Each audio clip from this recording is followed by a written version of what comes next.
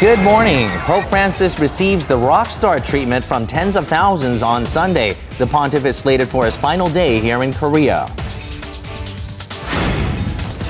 The Urchi Freedom Guardian joint military drills between Seoul and Washington are to proceed today. Pyongyang has a few words of its own.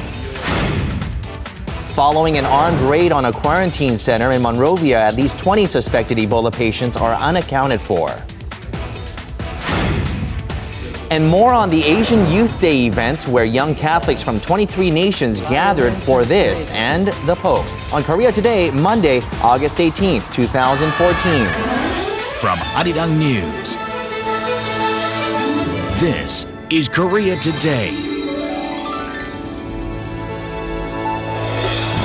And good morning. Hope your week is off to a great start. I'm Ojinjo alongside Kim Min-jung and Kim Young. Good morning, everyone. I'm sure for most people, this weekend was holier than ever as Pope Francis is in town. You had a busy weekend this weekend, especially with the beatification mass on Saturday. You know, I live in the neighborhood. I had ventured out in hopes of catching a glimpse of the Pope. Were you able to fight off that traffic? No, traffic and hordes of people after people. It was the biggest crowd I've ever seen. Apparently, twice the size of the World Cup crowd that we saw in 2002. But despite the huge crowd, something really impressive about Saturday's event was that there was no chaos, no accidents, and no trash left behind after the event, showing how people took this event solemnly and reverently. Right? Right.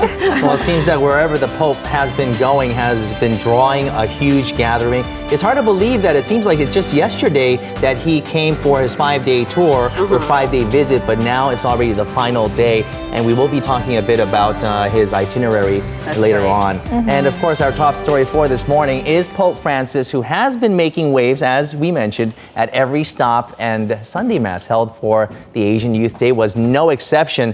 Thousands showed up despite the weather and cheered as the Pope gave his blessing, as he made several stops to greet children during the parade towards the altar. During the homily, the Pope asked young Catholics to wake up, saying that one who sleeps can neither sing, dance, nor rejoice.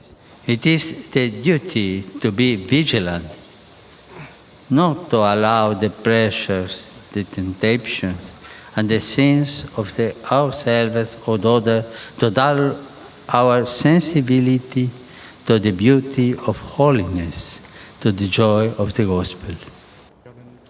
Around 45,000, including 6,000 young Catholics from 23 Asian countries and Asian bishops attended the Mass at Hemisong Fortress, where thousands of Korean Catholics were executed in the 1800s. Earlier on Sunday at the Vatican Embassy in Seoul, Pope Francis baptized the father of one of the children killed in April's ferry disaster, who chose the same name as the Pope. The pontiff wraps up his 5-day visit on Monday with a Mass for peace and reconciliation at the Myeongdong Cathedral, following a meeting with religious leaders.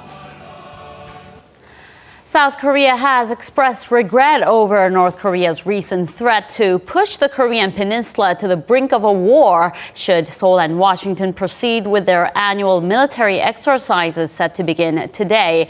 The Joint Chiefs of Staff said in a statement on Sunday that the Urchi Freedom Guardian drill that runs until Thursday is an exercise aimed at defending the Republic of Korea and to strengthen the military readiness against any attack. It also warned that Seoul will retaliate if Pyongyang launches provocations against the South. Last year, some 80,000 that is, troops from South Korea and the U.S. participated in the drill.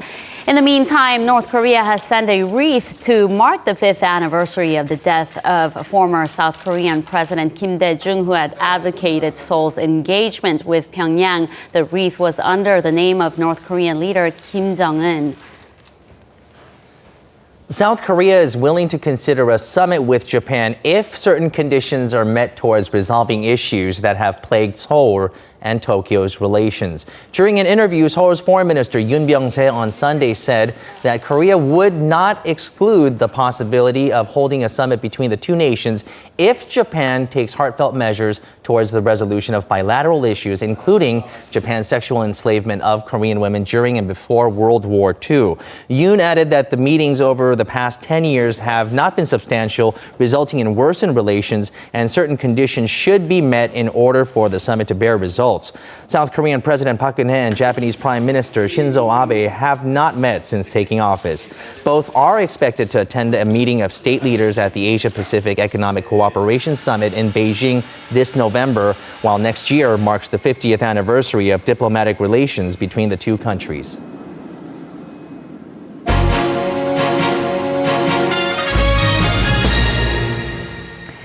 So today is Pope Francis's last day here in Korea. He will be leaving for the Vatican this afternoon.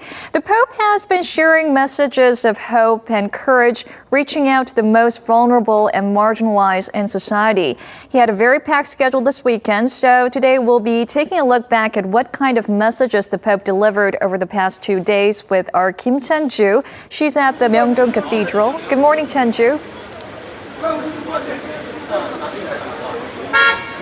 Good morning, Ginger. I'm here at Myeongdong Cathedral in central Seoul, and as you can see, already crowds of people have gathered here in front of the cathedral to see the glimpse of Pope Francis before he leaves this afternoon for Rome. And along with tight security and safety fences drawn, things are a little bit busy here, and it is raining, which is making things a little difficult. But things seems to be in order under traffic control, as you can see with the police. Pope Francis has traveled a total of 1,000 kilometers to and from different places around Korea in the past few days and met with people to share his message of hope.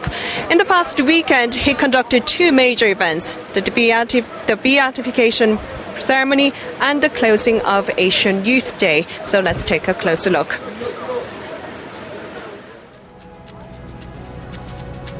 Last Saturday, the very first location that Pope Francis went was Seosomun Martyr's Shrine. After a prayer at Seosomun Shrine, he conducted the beatification ceremony at Gwanghwamun Square in Seoul.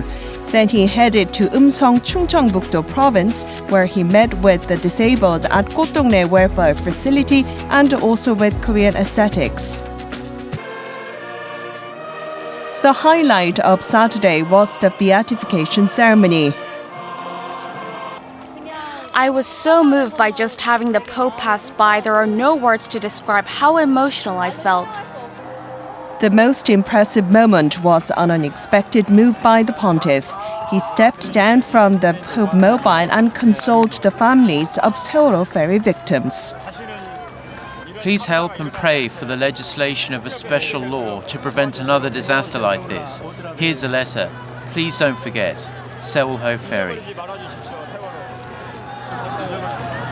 Major international press mainly covered the Pope's beatification ceremony and Korea's enthusiastic response. CNN and BBC highlighted the Pope's brief stop to console the bereaved families of the ferry disaster. Back in April, and we've certainly seen a tremendous response across the board from South Koreans. As you say, the first trip here for a Pope in 25 years, and of course it is very important. The ceremony was significant in that the Pope himself led the beatification ceremony. Di ritornare ai primi momenti, agli arbori della Chiesa in Korea.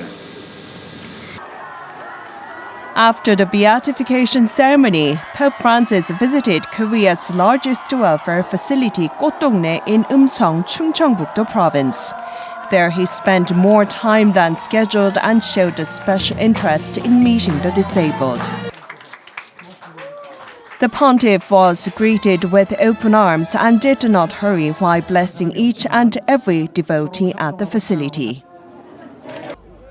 I've only dreamed of this. In person, he's like a grandfather.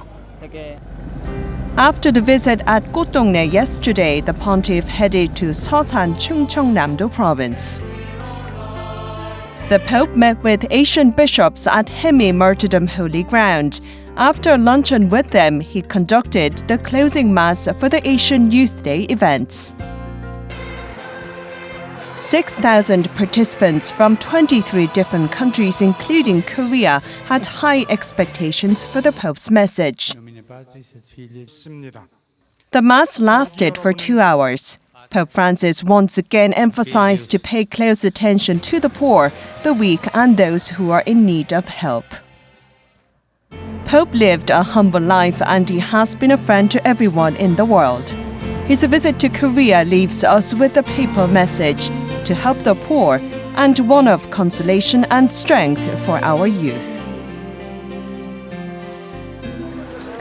So, Chenju, the Pope will wrap up his 5-day stay in Korea today, and although we briefly mentioned it on our headlines, what's on his itinerary for his last day here in the nation?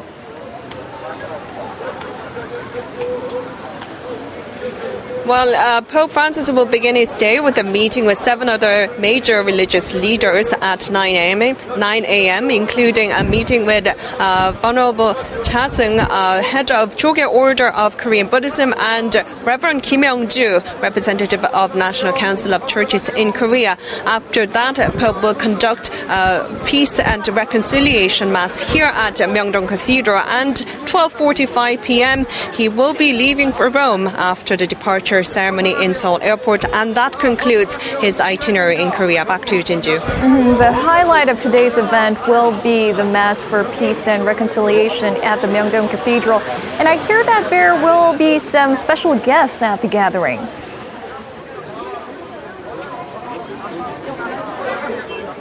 That's right, Chenju. Pope Francis' last move here in Korea is to console those with wounded souls. So about 1,500 people have been invited for the Mass, including 3 victims of Japanese military sexual slavery, North Korean defectors, and families of North Korean abductees.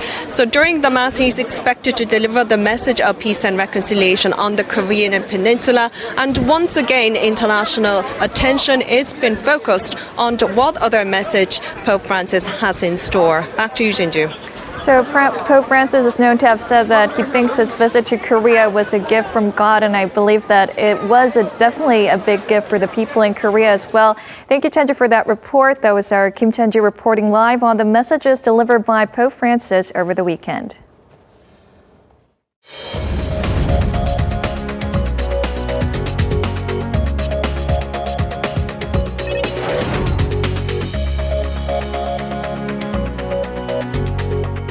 Happy Monday morning. It's time to run through the front pages of your newspapers.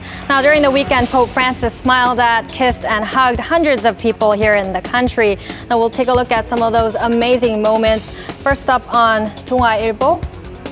And the headline reads, "A real adult, how long has it been?" Now, the paper is referring to His Holiness as a real adult, or 참어른, who has truly transcended beyond ideology and religion to bring everyone in the country together as one, especially on the morning of this past Saturday. Now, as you can see in this image, a 1.5-kilometer strip from Gwanghwamun Square to Seoul Plaza, was completely filled with millions of spectators who had gathered to watch Saturday's beatification Mass.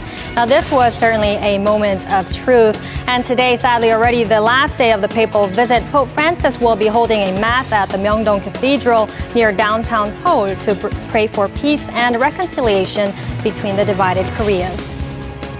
And meanwhile, over on 중앙일보, the Pope also had some other words. He had championed the underprivileged in Korea. The words of the Pope in the headline here says, "Do not push aside those who plead for help." And this is the top cleric of the Catholic Church responding with a heart made with his arm above his head towards disabled children that he met up with on Saturday. The pontiff also touched on growing economic injustice, urging his followers to reject inhumane economic models that insult the integrity of men, women, and young children. Now, at the Sunday closing Mass for the 6th Asian Youth Day events, the pontiff addressed some 6,000 Asian youth from 23 countries and 45,000 local Catholics, emphasizing that young Asian Catholics must wake up and seek to serve the poor like Jesus. And as we thank Pope Francis for giving us such emotions and inspiring messages, we'll leave that there and go on to some other local headlines. First up on Gyeongyang Shinmun. Now, this one here in Gyeongyang Shinmun, speaking of the poor and economic inequalities, this one's about the minimum wage system, and the title says Gyeonggi-do Province to introduce living wage ordinance. Now, as it's noted in the subheadlines, the Gyeonggi-do Provincial Council has agreed to pass an ordinance next month on improved living wages for the Gyeonggi-do region and Gyeonggi-do Office of Education. Now, this will be the first such ordinance that goes into effect on a provincial level. And lastly, let's go to our business daily here on the Mail Business newspaper. And this one at the top, it reads, STX and Seongdong shipbuilding companies push for M&A. It looks like STX Offshore and Shipbuilding will be merged with Seongdong Shipbuilding and Marine Engineering, two shipbuilding companies, which are jointly managed by creditors here. Now, if you take a look at the sub-headline, it mentions that the Korea Development Bank, along with export-import banks, are seeking to together operate these weaker shipbuilding enterprises. And once these two are merged, then the amount of orders to be received by the two businesses will rank number 4 in the world. And that was a look at your newspaper headlines for this Monday. And now coming up are the stock numbers from Friday.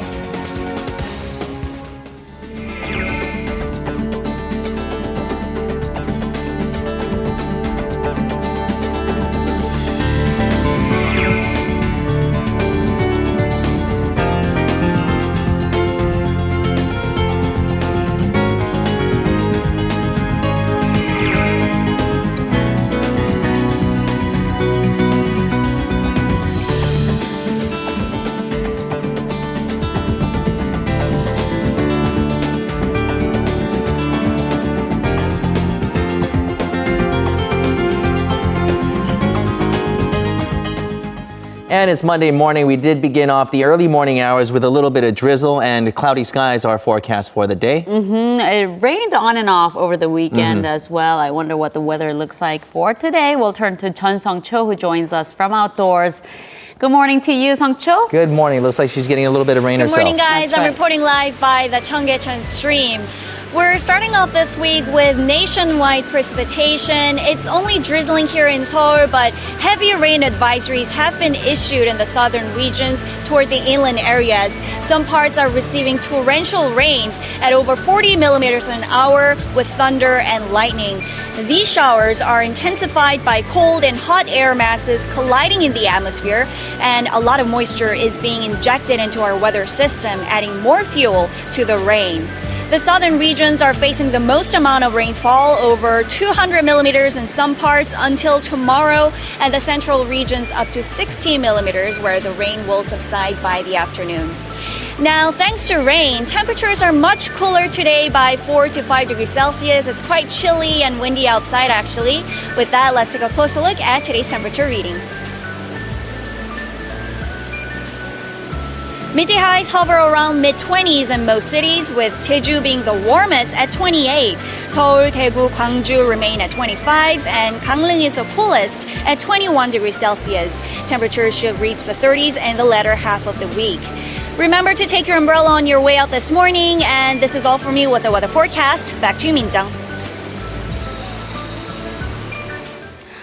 Let's now get a check on the global headlines we're following this Monday morning. We'll turn to our Eunice Kim, who's standing by at the news center. Good morning to you, Eunice. Good morning, Min-jung. We do have some concerning news out of Liberia related to Ebola. A quarantine center there was attacked and looted by protesters who freed several patients under observation for the virus. Right, at least 20 and as many as 30 patients were reported to have left that quarantine center in Liberia after protesters attacked and looted the quarantine center in Liberia's capital of Monrovia. It is not confirmed that the Ebola virus was at the center, though there are reports that suggested that the patients were infected with the contagious virus. Bedding was looted from the center, and there are concerns concerns that they could serve as a serious infection risk. An estimated 50,000 people reside in the neighborhood where that quarantine center is located.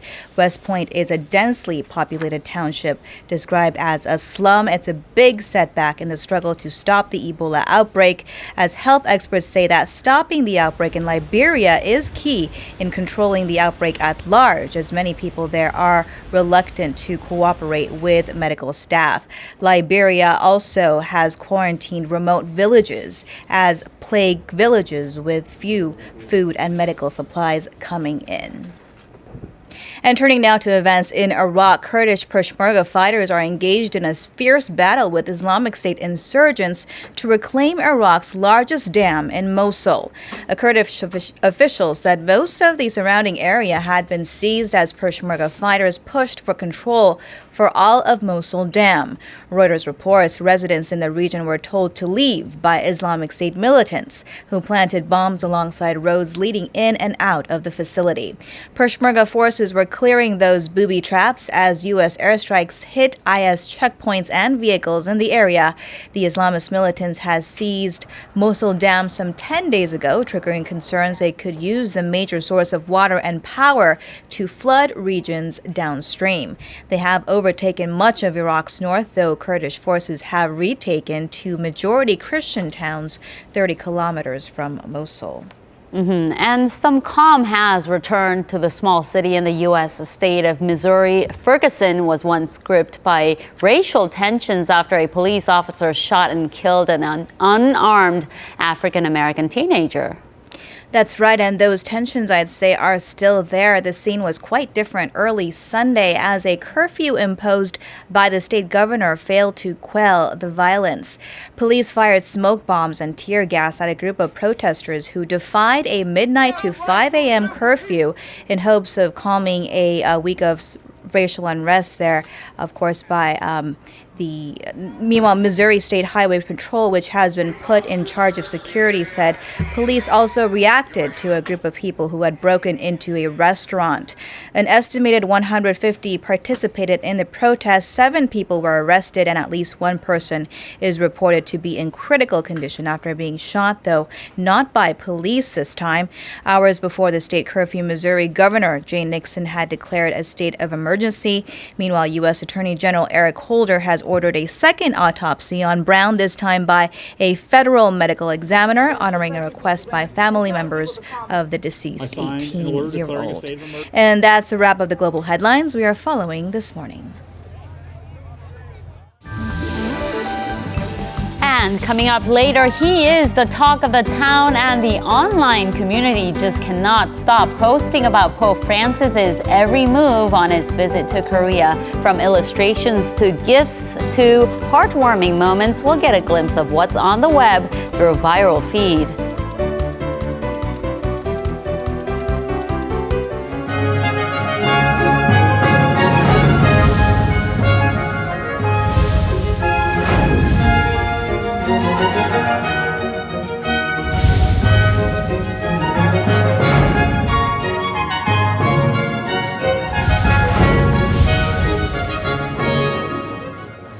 Today is the Pope Francis's 5th day on his visit to Korea, and even before his arrival, he did trigger different types of activities across the nation, including in the art and culture field. And joining us is Im Yoon-hee to tell us more about that. Good morning. Good morning, Young. Yeah, so he's wrapping up his trip, and he's been a very busy man the past few days.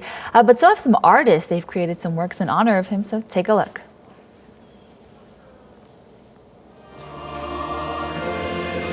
Pope Francis held his first Mass in Korea last Friday in Daejeon. The day featured not only the Pope, but some of Korea's top stars contributed to the ceremony as well. Grammy Award-winning soprano Sumi Jo moved the crowds with her voice at the Mass. Jo herself is a Catholic and performed Nella Fantasia, Ave Maria, and La Fantasia. She also sang Panis Angelicus during Pope Francis's papal Mass ceremony. Another well-known singer who comes from a strong Catholic background is In-Suni. She's a legendary figure in the industry and beloved by many. Amongst the some 50,000 attendees at the Mass, In-Suni performed A Goose's Dream, one of the singer's hit songs about believing in dreams and overcoming obstacles.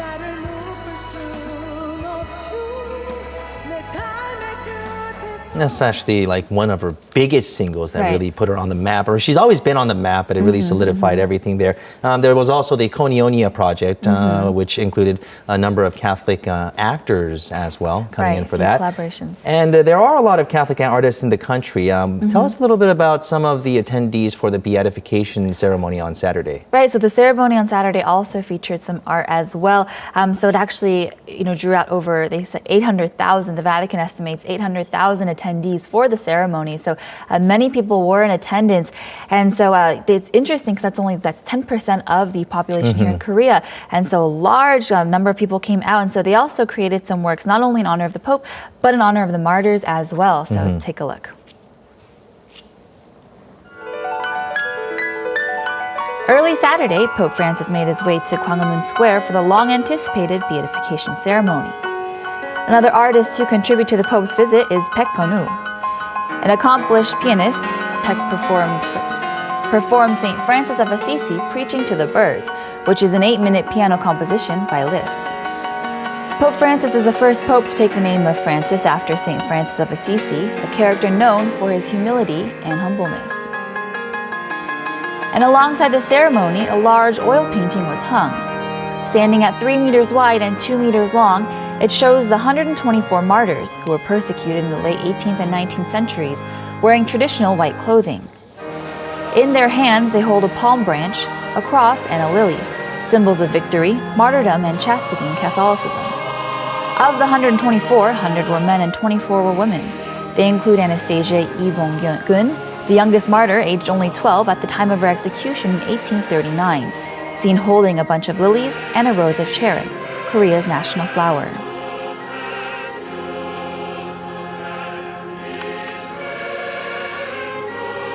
It's a very moving depiction of the martyrs, but at the same time, very hopeful. There's something very bright about it, right?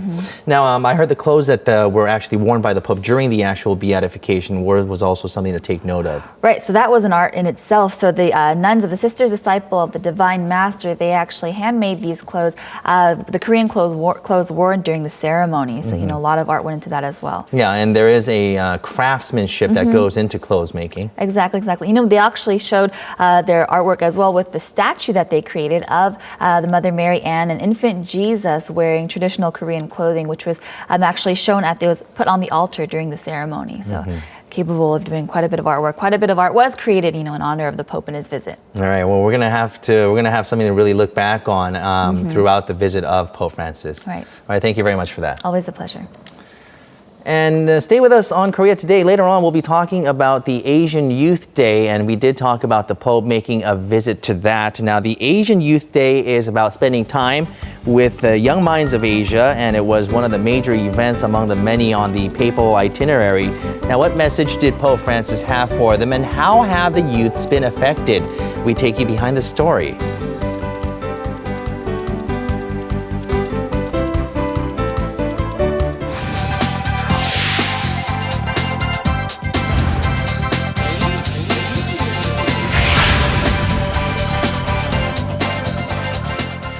Time now for news sum up. The autumn rain spell has hit the nation about 2 weeks earlier than usual this year, and this has been a leading topic on the internet. Right, and as we saw in the weather forecast, the nation is expecting rain until tomorrow, with the southern regions being affected the most. Let's go over to our Seo Mi-sorang at the digital room for more. Good morning, Good morning. Good morning, guys. That's right. But before I talk about the rain spell, let me show you some other trending issues. The first is a rather peculiar one. After the Pope visited Gotdongnae, there were numerous witness accounts of the sun with a supposed rotating ring of light around it. A rotating ring of light. Sadly, though, nobody has a photo or a video of this, so it's nothing more than a trending rumor at the moment. But I do have photos of Ki Sung-young's goal ceremony after scoring against Manchester United. Here he is, forming the shape of a heart for his wife, actress Han Ye-jin, to see. Now back to that autumn rain spell. After 2 weeks of consecutive typhoons, this week we're affected by an autumn rain spell. Now this occurs when the North Pacific high pressure system pulls back all the way out to Japan and results in a sustained rain spell over the Korean peninsula. In other words, we can expect on and off rain showers nationwide for today and tomorrow, so do make sure to take your umbrellas with you when you head out the door. Now, we mentioned last week that Korea's central bank, the Bank of Korea, reduced their key interest rates by 0.25%. So following this, all the commercial banks reduced their savings and deposit interest rates in turn. So to give you some perspective, interest rates on one-year term deposits were at their peak in 2008 when it was nearly 6%. Recently, though, this plummeted down to just 2.3%. And experts say that if the Bank of Korea further lowers its key interest rates, it's very likely that we'll see deposit interest rates fall down to the 1% level. So naturally, there are worries for those who rely on interest as their main source of income, such as the growing retired population. And Hallyu sensation Kim Soo-hyun recently sang at the opening ceremony of the 2014 Nanjing Youth Olympics. So there he is singing on stage. Now, he was just a handful of singers who had the honor of singing the theme song alongside Chinese singers Zhang Jingying, Zhang Jie, and Russian singer Karma Liyawa. So it just goes to show you how huge Kim Soo-hyun has become in China after the success of his hit drama series My Love from the Stars. And with that, it's a wrap for today's edition of your Daily News Sum Up.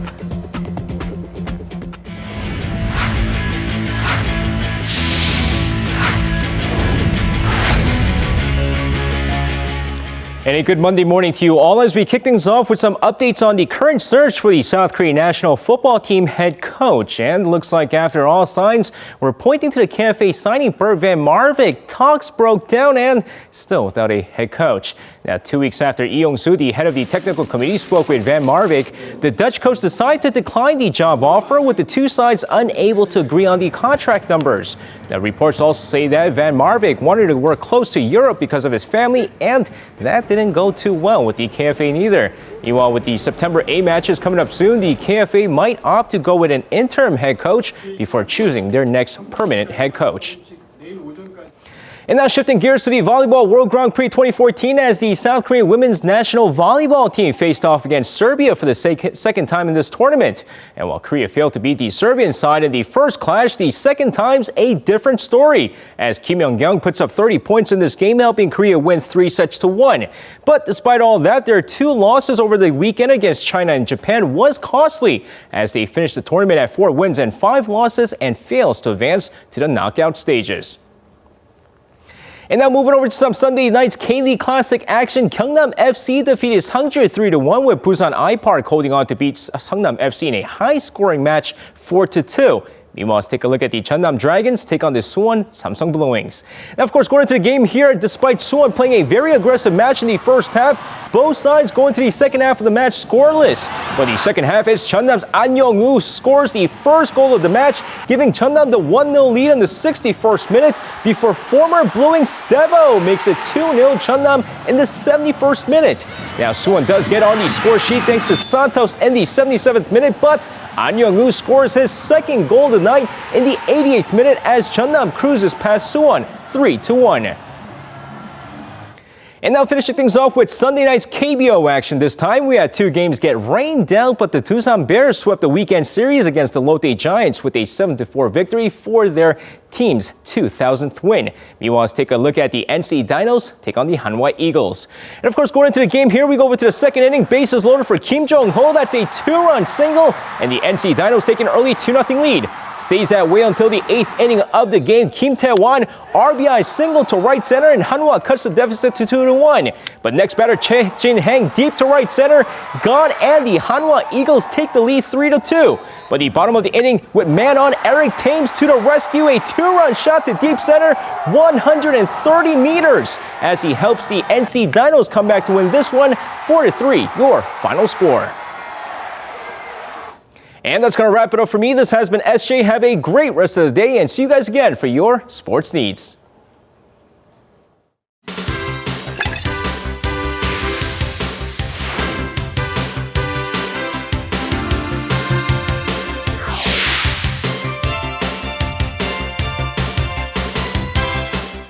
Good morning, everyone. I hope everyone had a great weekend. It's great to be back. I'm Simon O, and that, of course, means it's time for Viral Feed. And what is the topic on everyone's mind this week? The past weekend has been positively pontiferific. No response? That was terrible. You can't hit them all. Anyhow, of course, this week we are going to be talking a bit about the Pope. A lot of things have been happening. News of Pope Francis has been all over the place. And that, of course, leads us to our first story. And this is a guy who has a lot to offer. So how do you present him in illustrations, pictures, symbols, caricatures? All these things have been going on here in Korea. Let's have a look. He's incredibly humble, he's incomparably benevolent, and radiates a feeling of warmth. So how has his likeness been portrayed in pictures and in drawings? Now we see photographs here and they capture his character pretty well, but in illustrations, I think this is a great example of how he's being represented as the people's Pope. Now this is the official caricature that's been drawn by the Catholic Publishing House, and they've also come up with various different emblems or symbols to accompany the caricature, and these have been so popular in various memorabilia and trinkets made for the Pope's visit that I'm told they've completely sold out, so quite a success for that. And the message, arise and shine. Right? Of course. Now, Korea's web users have also been joining in on sharing their artistic talents. Here we have a couple of very pastoral caricatures. Now, I'm told that the best caricatures are meant to sort of capture a person's essence. What do you guys think? Do these work for you? Definitely. Yeah. His smile his innocent smile. Right. Now, the illustrator who drew these pictures actually said that while he was trying to capture the Pope's benevolence, he felt a happiness washing over him. So even just drawing this great man manages to bring a sense of warmth to many, many people. So those are some of the illustrations, and I'm glad that people are not just standing by and allowing the visit to happen. They're really getting into the whole event, and I think that's a very positive part of what's going on. You know, the Pope is 77 years old, but he looks like a baby in these he pictures. does. He just has this really Maybe innocent... it's just because he's, that purity about him. Right, He seems so that purity that we unsoiled. tend to lose throughout the course of our lives, he has kept. All right, now going on. Buying gifts, it's not something I'm very good at because they say it's difficult to buy a gift for someone who has everything. Well, look at this guy. Here is a great man who always tells us it's best to be modest and humble and to give rather than receive. So what on earth are you supposed to get as a gift for someone like this? Well, Koreans here have actually presented some wonderful gifts for the Pope. Let's have a look. Now, on the first day that Pope Francis arrived in Korea, he visited Cheongwade, and there he received a simple gift from President Park. What was it, you ask? It was a traditional multi-purpose wrapping cloth called bojagi, and embodies the Pope's ideal of encapsulating love for all humanity. Now, a well-known company in Korea also presented a special edition fountain pen called the 153 Fisherman, and it's significant because it refers to a passage about fish in the Gospel of John. Now, local governments of stops along the Pope's itinerary were also preparing gifts. Chungcheongnam-do province, for example, prepared a cultural asset for him. It's actually a buncheong, or stoneware designed with fish using iron pigment. Over at Gotdongnae, also in Chungcheongbuk-do province, fountain pens were presented made of yew roots. Now, this is a tree that's said to live 1,000 years in life and 1,000 years after in death. So, a wonderful gift for him, and I think symbolically also very meaningful. I'm sure he has pens, but this one I think is very, very special. He also received gifts of pyrography, a traditional wood-burning art, and the flower unbloomed painting by a former comfort woman in Korea, the late Kim Sung-da. Now, I've always been told that I'm horrible at giving gifts because I never know what anyone wants. These, though, what an example. This is what you give a guy who already has everything and yet wants to give it all the way. Pretty amazing, I think. Now, moving on to our next story, web users have taken it upon themselves to bring us past footage of the benevolent Pope Francis, and some are... I've been crying a lot lately. I don't know why, if it's because I'm growing older or what, but some of these moments will make you tear up just a little. Let's have a look. Now we see a small car stopping suddenly alongside the road. It's a nondescript ride, and taking a ride on this rural road is Pope Francis himself. Almost before the car is stopped, he gets out of the vehicle and he hurries over to a crowd who's waiting for him. They'd stopped him with a sign saying, "Please bless our child." And of course he had to oblige. He told his handlers, stop the car, this is something I need to do. And it's something that's indicative of the attitude he's had towards all the people who follow him so devoutly. It's one of the many examples of the Pope's heartwarming actions, I think. Now, last November at St. Peter's Square at the Vatican City, a very solemn event was being held when a child walked up to Pope Francis. Take a look at this. This was completely unplanned. And Pope Francis just playfully gives him a smile. They have a little chat. I have no idea what they're talking about, but it looks like they're getting on pretty well. Now, it could have been a potentially prickly situation, but the pontiff interacted just naturally and easy with this little boy. And even when the kid took over the Pope's seat, Pope Francis didn't even bat an eye. I think these are just some of the many different moments caught on camera which have earned Pope Francis so much respect among his followers. Can you imagine being that guy? In about 10 years from now, he's going to look back on footage of this from the internet and say, that was me. I did that. I had a personal little conversation with the Pope. Pretty special. Maybe he'll want to become a Catholic priest himself. Maybe. Yeah, maybe that could happen. Now, going on to our final story, I do want to get serious for just a second. They say actions speak louder than words, but here's a man whose words also speak volumes.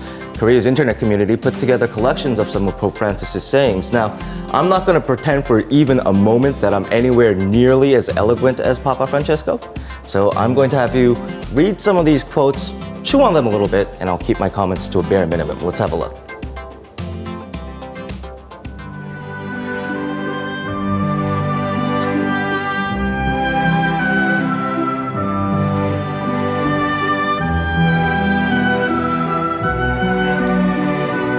Papa Francesco, as he's always been, the champion of the weak, the vulnerable, and the poor. Here we see his quotes.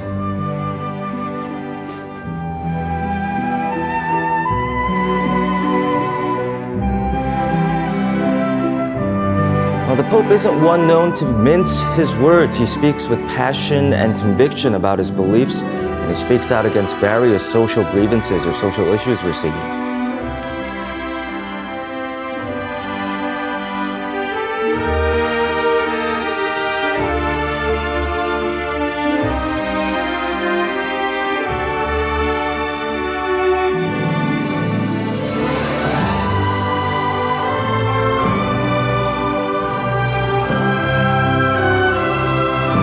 As we keep seeing with Pope Francis over and over again, here's a man who leads by example and he makes his message resound throughout the world. I think his visit to Korea was special, of course, for us here in Korea, but I think for almost everyone abroad, considering the wide variety of messages that he shared and sort of tried to spread throughout, not just his believers, but everyone in the world. It's been, I think, a very, very special visit. Have any of you guys been able to make it out to any of his public appearances? Well, like I said, I tried and couldn't even catch a glimpse of his shadow, really. But I think it's really amazing how Catholics and even non-Catholics are really touched by his messages and just leading by example. I He's really shown us think so. What a great man we could all be. And I think you said it best, leading by example. This is one man who stands by his word and acts it out in everyday activities that he partakes in. And you can see that basically in his 5-day visit, all the different things that he does. Absolutely. Now, I actually made it a point to go out also to try and see the Pope for myself. And there were so many people there that I ended up way in the back near City Hall. So at this point, I couldn't even really see him. But he should have brought a pair of binoculars. I should have, but nonetheless, the atmosphere was something so special. I think everyone there, and of course, no one could see him so far away, but I think everyone there was touched by the message that he had for us. So definitely it's something very, very special. I do want to take this opportunity to thank Pope Francis for his visit to Korea. That's it for Viral Feed this week. I've been Simon O. I'll see you with more next week. Ciao for now.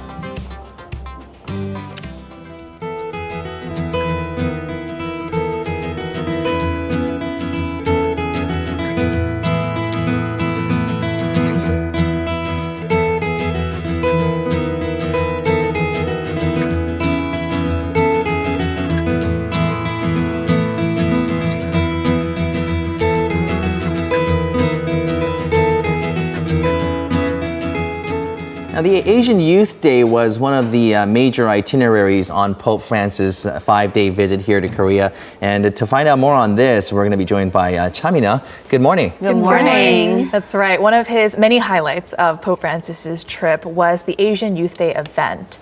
And it was a 5-day event, and it was the 6th of its kind this year. And Pope Francis made an appearance, and it marked the first by a pope to go to an Asian Youth Day event. So we got a behind-the-scenes look at his visit to this special event. So let's take a closer look.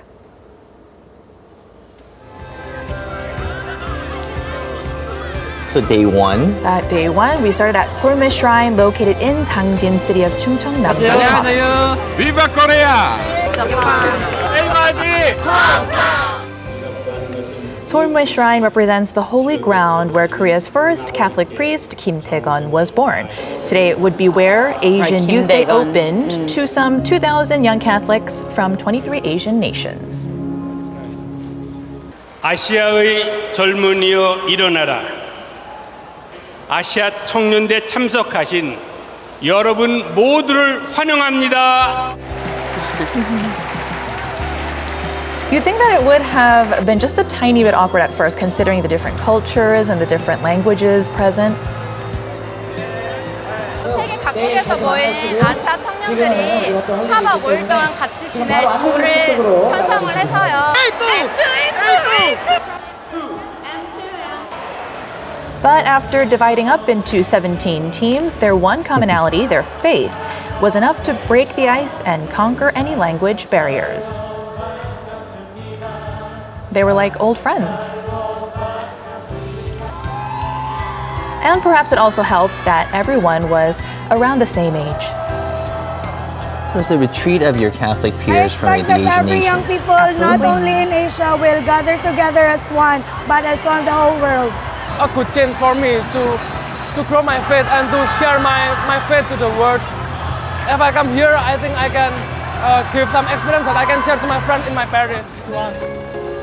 After a full day of getting to know one another, everyone returned to their lodgings.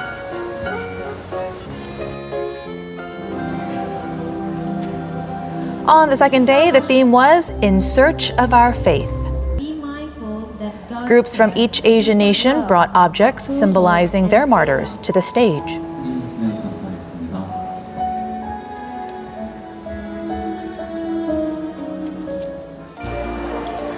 And at the National Youth Center of Korea, the lobby was filled with booths by nation. Everyone could experience a bit of culture at the booths and learned about the country's history of Catholicism.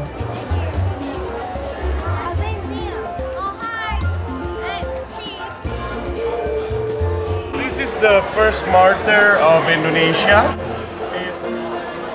Hello.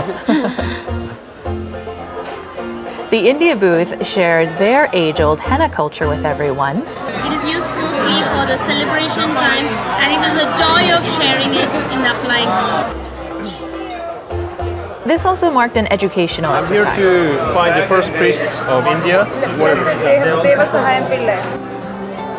Everyone got a note card with questions about country's martyrs and other Catholic trivia.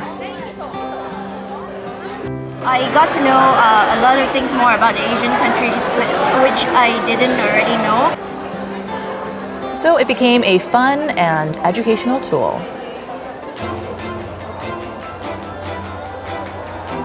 And then, the day that everyone's been waiting for, Benvenuto Papa Francesco. He was received with incredible enthusiasm. The groups of young men and women cheered for him more loudly than they would have for a superstar. And Pope Francis seemed to make it a point to hold every hand that was held out to him. Together with young people everywhere, you want to help build a world that we are live together in peace and friendship, overcoming barriers, healing divisions, rejecting violence and prejudice. And this is exactly what God wants for us. The pontiff was well known for spreading messages of hope among his young flock. After the Pope's address, the leaders of each country's group were allowed a question and answer session with the pontiff.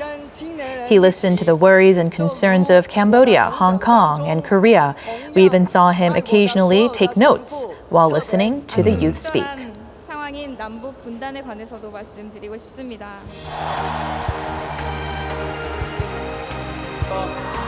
The Hong Kong speaker even got a chance to snap a selfie with the I Pope. would do that if I had a chance to share the stage. With a Pope. Wow. Of course, this is my lucky chance, but I believe that Papa will selfie to everyone. The Asian youths were in awe of this man. They revered and honored him for his openness, his friendliness, and it would not be an overstatement to say that Pope Francis had lived up to their every expectation of him. The fourth day of Asian Youth Day events. It was time for a pilgrimage. We walking 5 kilometers and we will remember when the martyrs' life long ago. They were headed to Hemiupsang Fortress, also known as Hemi Fortress. This fortress was in Seosan City, and it is a sacred land where nearly 1,000 Catholics were martyred about 150 years ago. These are hand-drawn portraits of some of these martyrs. Hemiupsang is a renowned cultural heritage built during the Joseon dynasty and the most well-preserved fortress to date. And despite the summer heat, all participating Asian youths arrived there in good spirits.